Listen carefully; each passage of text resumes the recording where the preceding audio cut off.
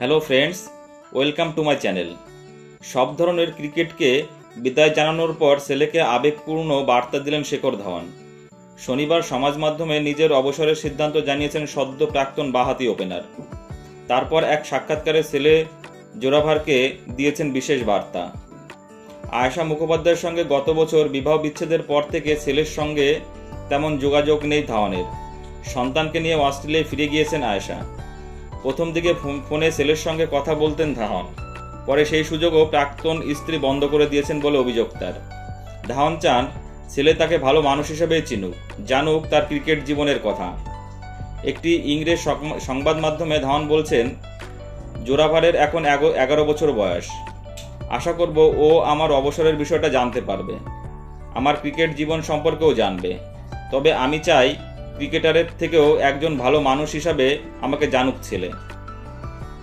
অবসর প্রসঙ্গে ধাওয়ান আরও বলছেন, জীবনে এগিয়ে চলার অত্যন্ত গুরুত্বপূর্ণ, সেজন্যই আমি আন্তর্জাতিক ও ঘরোয়া ক্রিকেটের থেকে অবসর ঘোষণা করছি। ভারতের হয়ে দীর্ঘদিন খেলেছি, তাই মনের শান্তিতে অবসরের জীবনে পা রাখছি। দেশের হয়ে আর খেলবো না বলে আমার দুঃখ নেই। ভারতের হয়ে খেলার সুযোগ পেয়েছি, তাতেই আমি আনন্দিত। বাঁহাতি ওপেনার দেশের হয়ে 34টি টেস্ট, 167টি একদিনের ম্যাচ ও 68টি টি-20 খেলেছেন। টেস্টে 7টি শতরান আছে তার, করেছেন 2315 রান।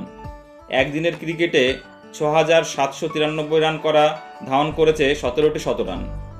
দেশের জার্সিতে টি-20তে 1759 রান করেছে ধাওয়ান। বেশ কিছু একদিনের ম্যাচে ভারতকে নেতৃত্বও দিয়েছেন এবং সেই নেতৃত্বে সাফল্যও পেয়েছে ধাওয়ান। তবে এখনই যে তার অবসরের সময় এসেছে সেটাও অনেকেই মনে করছে না। অনেক ক্রিকেট বিশেষজ্ঞ বলছে ধাওয়ান চাইলে আরও বেশ কয়েকটি ম্যাচ খেলে যেতে পারত এবং আইপিএলে তার যে ফর্ম তাতে আরও যথেষ্ট তার ভিতরে ক্রিকেট বাকি রয়েছে বলে অনেকে মনে করছে। বন্ধুরা, তোমাদের কি মনে হয়, ধাওয়ান কি আরও খেলে যেতে পারত? এটা তার অবসরের সঠিক সময় নয়? প্লিজ কমেন্টস করে জানাবে এবং চ্যানেলটি ভালো লাগলে অবশ্যই লাইক, কমেন্টস এবং শেয়ার করে দিও বন্ধুরা, এবং চ্যানেলটি সাবস্ক্রাইব করে দিও। সকলে ভালো থেকো, ধন্যবাদ।